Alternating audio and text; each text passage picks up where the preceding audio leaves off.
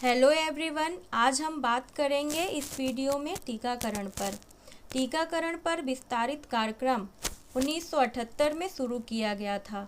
1985 में इसका नाम बदलकर सार्वभौमिक टीकाकरण कार्यक्रम UIP कर दिया गया था, जब इसकी पहुंच शहरी क्षेत्र से बाहर हो गई थी। 1992 में यह बाल जीवन रक्षा और सुरक्षित मातृत्व कार्यक्रम का हिस्सा बन गया और 1997 में इसे राष्ट्रीय प्रजनन और बाल स्वास्थ्य कार्यक्रम के दायरे में शामिल किया गया। 2005 में राष्ट्रीय ग्रामीण स्वास्थ्य मिशन के शुभारंभ के बाद से सार्वभौमिक टीकाकरण कार्यक्रम हमेशा इसका एक अभिन्न भाग रहा है। यह सबसे बड़े सार्वजनिक स्वास्थ्य कार्यक्रमों में से एक है और 5 वर्ष तक के कम उम्र के बच्चों की मृत्यु दर को कम करने के लिए काफ़ी हद तक जिम्मेदार है। तो चलिए शुरुआत करते हैं।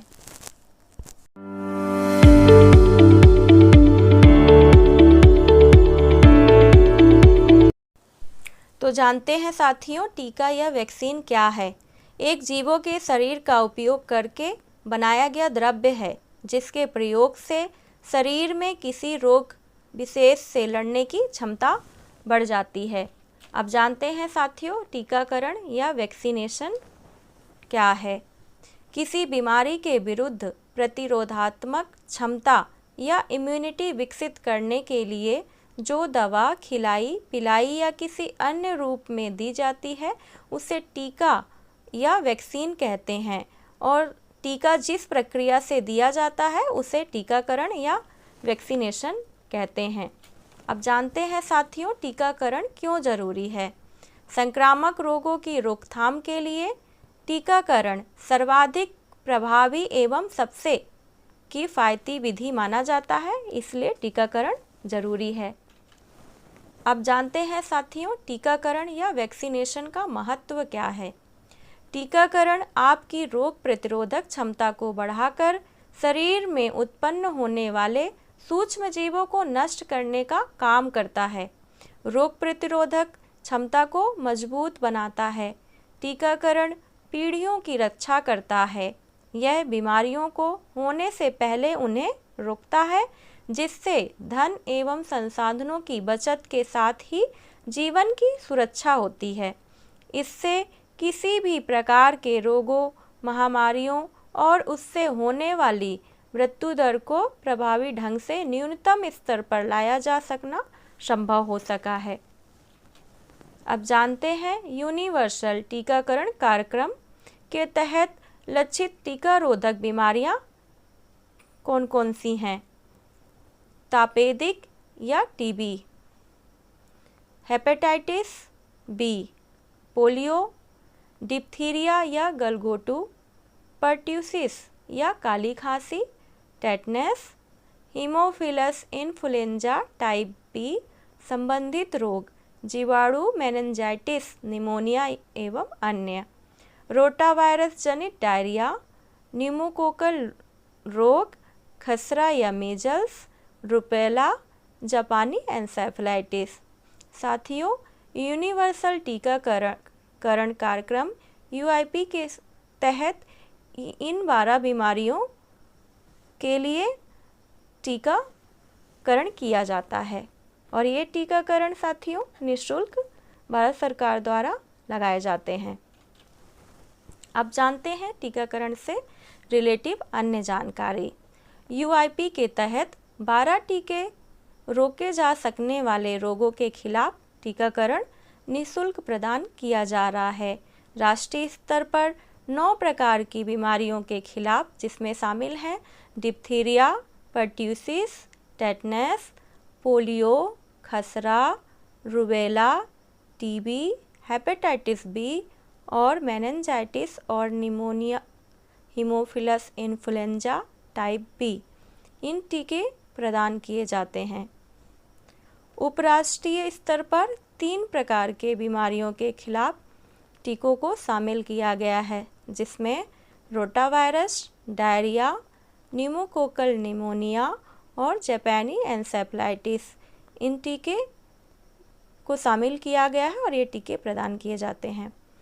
संक्रामक रोगों की रोकथाम के लिए टीकाकरण सर्वाधिक प्रभावी एवं सबसे किफ़ायती विधि माना जाता है।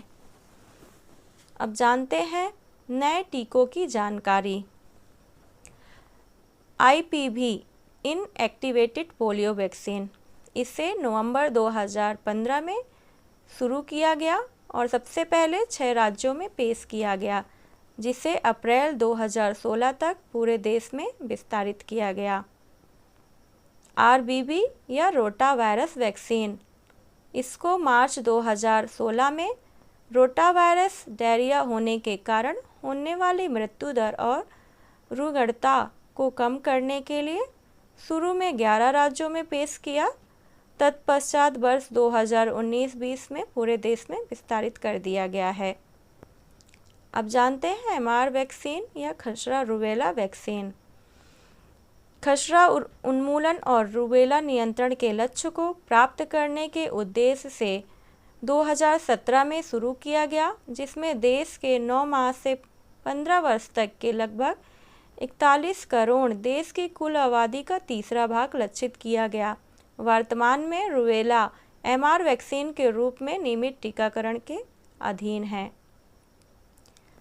PCV न्यूमोकोकल कंजुगेट वैक्सीन, मई 2017 में न्यूमोकोकल निमोनिया के कारण होने वाली शिशु मृत्यु दर और रुग्णता को कम करने के लिए शुरू किया गया।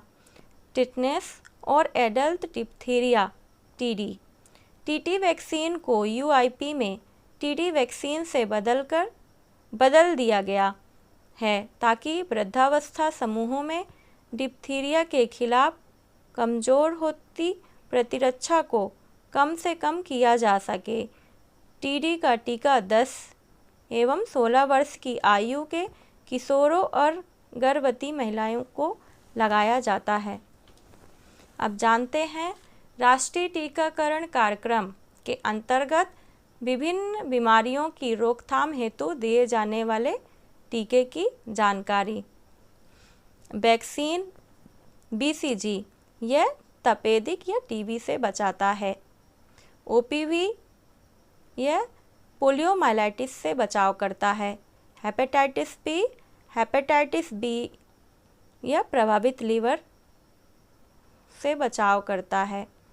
पेंटावैलेंट, यह 5 बीमारियों डिप्थीरिया मीन्स गलघोटू, पर्टुसिस मीन्स काली खांसी, टेटनस मीन्स धनुस्तंभ, हिप संक्रमण, निमोनिया एवं मेनिंजाइटिस, हेपेटाइटिस B, इन 5 बीमारियों से बचाव करता है।